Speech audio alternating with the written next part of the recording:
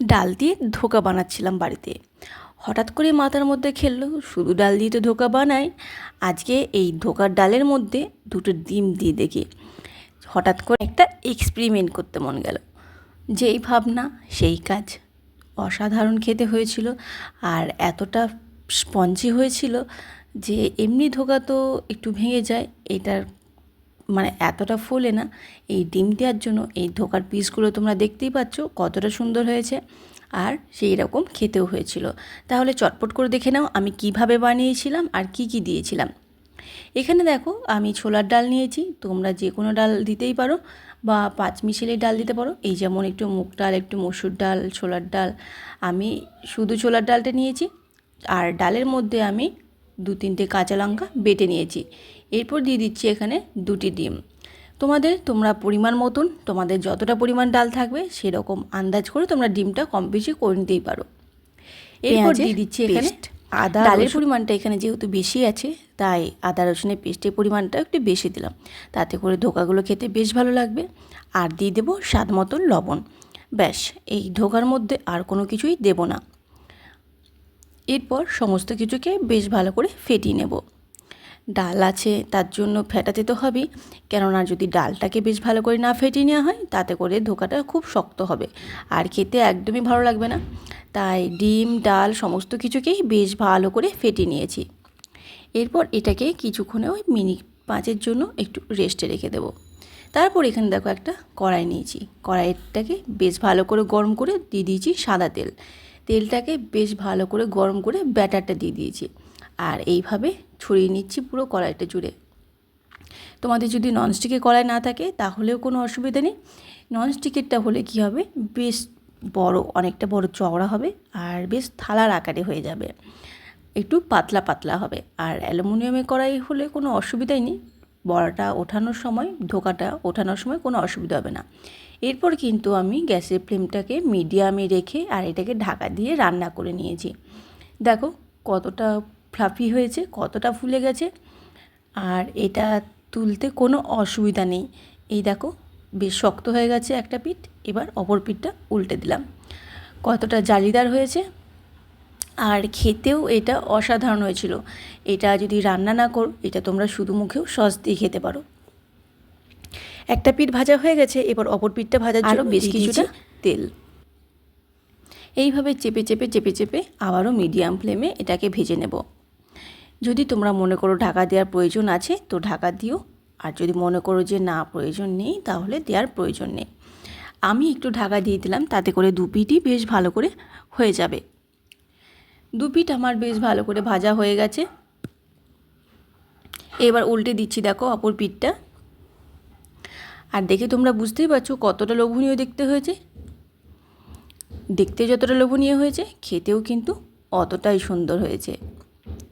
এরপর এটাকে থালার মধ্যে তুলে নিয়ে ঠান্ডা করে নিয়ে পিস পিস করে কেটে নেব।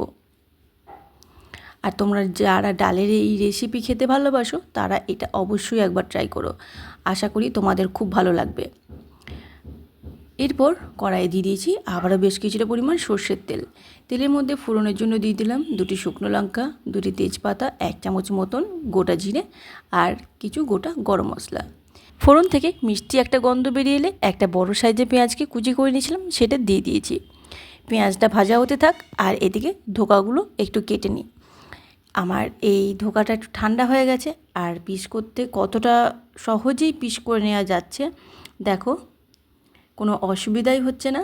একটা তোমাদের দেখাচ্ছি কতটা সুন্দর হয়েছে, দেখো কতটা ফুলেছে, ডালটা ডিমটা একসাথে মেল্ট হয়ে। এটা তোমরা শুধু সস দিয়েও খেতে পারো। এদিকে পেঁয়াজ ভাজা কমপ্লিট, এরপর দিয়ে দিচ্ছি এখানে আলু।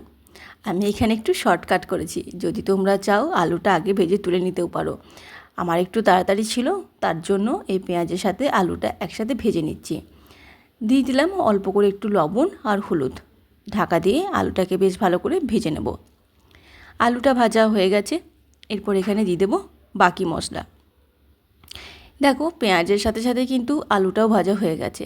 পেঁয়াজটাকে একটু হালকা করে ভাজার পর তারপর আলুগুলো দিয়ে দিয়েছিলাম। এরপর দিয়ে দিচ্ছি বাকি মশলা, এই আদা রসুনের পেস্ট, এখানে 1.5টা মতন টমেটো আমি পিউরি করে রেখেছিলাম। আর নিত্যদিনের যেমন গুঁড়ো মশলা, হলুদের গুঁড়ো, জিরের গুঁড়ো, ধনের গুঁড়ো আর কাশ্মীরি লঙ্কার গুঁড়ো। আমি এখানে কাঁচা লঙ্কার ব্যবহার করেছি, শুকনো লঙ্কার গুঁড়ো করিনি, তাই এখানে আমি কাশ্মীরি লঙ্কার গুঁড়োটা দিয়েছি। মশলাটা যাতে না পুড়ে যায় তার জন্য অল্প করে একটু জল দিয়ে ভালো করে কষিয়ে নিলাম। অবশ্যই তোমরা মশলাটা আগে ভালো করে কষিয়ে নিয়ে তাতে করে আলুটা দিও, তাতে আরও টেস্টটা আরও ভালো লাগবে খেতে।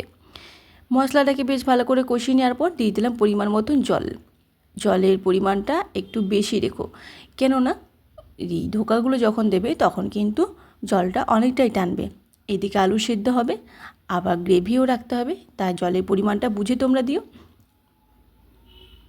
এখানে ঝোলটা ফোটার আগেই দিয়ে দিয়েছিলাম লবণ, স্বাদ মতো লবণ, চিনি, একটু গরম মশলার গুঁড়ো আর কয়েকটা চেরা কাঁচা লঙ্কা।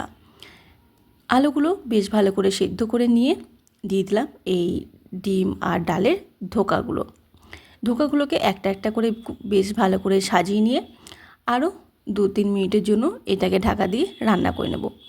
সমস্ত ধোকা ঝোলের মধ্যে বেশ ভালো করে ডুবিয়ে নিচ্ছি। আর হ্যাঁ, আমার ভিডিওটা কেমন লাগলো কমেন্ট করে অবশ্যই জানিও। আর যদি ভালো লেগে থাকে তাহলে একটা লাইক করে আমার পাশে থেকো। তোমাদের এই সুন্দর সুন্দর কমেন্টগুলো আমাকে খুব উৎসাহ যোগায়। এই ছিল আমার আজকের ডিমের ধোকার ডালনা। এটা তোমরা গরম গরম ভাত কিংবা রুটি, লুচি, পরোটা যে কোনো কিছুর সাথেই পরিবেশন করতে পারো। বাচ্চা থেকে বড় সকলে আঙুল চেটে খাবে। আর বাড়িতে অবশ্যই একবার ট্রাই করো।